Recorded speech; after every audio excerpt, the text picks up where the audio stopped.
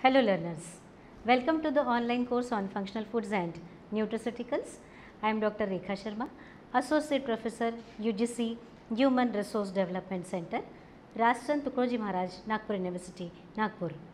In this module, we shall study protease inhibitors. Plants are good sources of protease inhibitors which protect them against diseases, insects, pests and herbivores. In the past, proteinaceous protease inhibitors were considered primarily as protein degrading enzymes. Nevertheless, this view has significantly changed and protease inhibitors are now treated as very important signaling molecules in many biological activities such as inflammation, apoptosis, blood clotting and hormone processing. In recent years, protease inhibitors have been examined extensively as therapeutic agents, primarily to deal with various human cancers. Interestingly, many plant-based protease inhibitors are also found to be effective against cardiovascular diseases, osteoporosis, inflammatory diseases and neurological disorders. Among all types of protease inhibitors, Bowman-Burke inhibitors have been studied extensively in the treatment of many diseases, especially in the field of cancer prevention. Protease inhibitors have been found in a great variety of plants, including most legumes and cereals and certain fruits like apples, bananas, pineapples and raisins, and vegetables such as cabbage, cucumbers, potatoes, spinach and tomatoes. The quantity of protease inhibitors depends on variety and physiological status of the plant and on levels of insect infestations or damage. Let us learn more about protease inhibitors in this module. Now, what is protease? Proteins are made up of individual amino acids that are linked by a covalent bond called a peptide bond during the process of protein translation. Proteins are constantly being translated and degraded in the cell to ensure adequate concentrations of functional proteins to complete various cellular functions.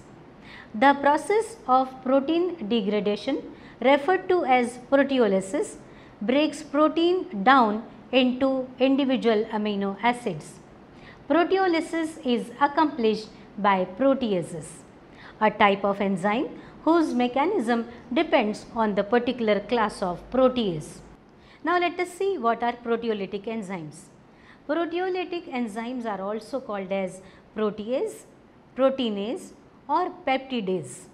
Any of a group of enzymes that break the long chain like molecules of proteins into shorter fragments, that is peptides, and eventually into their components amino acids. Proteolytic enzymes are present in bacteria, archaea, certain types of algae, some viruses and plants. They are most abundant, however, in animals.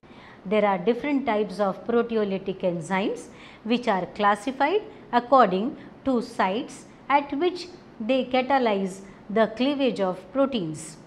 The two major groups are the exopeptidases, which target the terminal ends of proteins, and the endopeptidases, which target sites within proteins. Endopeptidases employ various catalytic mechanisms. Within this group are the aspartic endopeptidases, cysteine endopeptidases, glutamic endopeptidases, metalloendopeptidases, serine endopeptidases and threonine endopeptidases. The term oligopeptidase is reserved for those enzymes that act specifically on peptides. Proteolytic enzymes are ubiquitous in all organisms and constitute 2 to 4% of the encoded gene products. They are critical for diverse biological processes such as digestion, blood clotting, host defense, pathogenic infection, viral replication, wound healing and disease progression, to name a few. Because protease trigger an irreversible event, the cleavage of a protein, their activity must be tightly controlled. Dysregulated proteolytic activity causes a disruption in the homeostatic balance of a biological system and can result in any number of poor biological outcomes. As a result, nature has developed a number of strategies to control proteolysis, including spatial and temporal regulation, zymogen activation and protease degradation, and through the inhibition of proteases by macromolecular inhibitors. Recent studies have shown that proteases are also involved in progression and tumor growth both at primary and metastatic sites. A positive correlation between the aggressiveness of tumor and the secretion of various proteases has been found. Proteases in normal cells are very important in carrying out important biological processes, but transformed tumor cells are the cause of heavy destruction. The secretion of some specific proteases in tumor cells also make prognosis very difficult. However, proteases are not exclusively expressed by cancer cells. Now let us see what are protease inhibitors. Protease inhibitors are molecules that block the activity of proteases and typically function on classes of proteases with similar mechanisms of action. Protease inhibitors can either be in the form of proteins, peptides or small molecules. Naturally occurring protease inhibitors are usually proteins or peptides. In medicine, protease inhibitor is often used interchangeably with alpha-1 antitrypsin or A1AT, is indeed the most often involved in disease, namely in alpha-1 antitrypsin deficiency. Now let us study the classification of protease inhibitors. Protease inhibitors may be classified either by the type of protease they inhibit or their mechanism of action. In 2004, Rawlings and colleagues introduced a classification of protease inhibitors based on the similarities detectable at the level of amino acid sequence. This classification initially identified 48 families of inhibitors that could be grouped into 26 related superfamilies.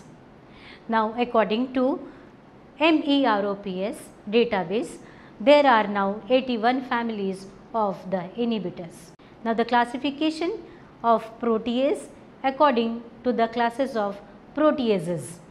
They are aspartic protease inhibitors, cysteine protease inhibitors, metalloprotease inhibitors, serine protease inhibitors, threonine protease inhibitors, trypsin inhibitors like Conid's STI protease inhibitors. By mechanism, they have been classified as suicide inhibitors, transition state inhibitor, protein protease inhibitor, that is serpins, and chelating agents. Now let us summarize. We have studied proteases, protease inhibitors and their classification.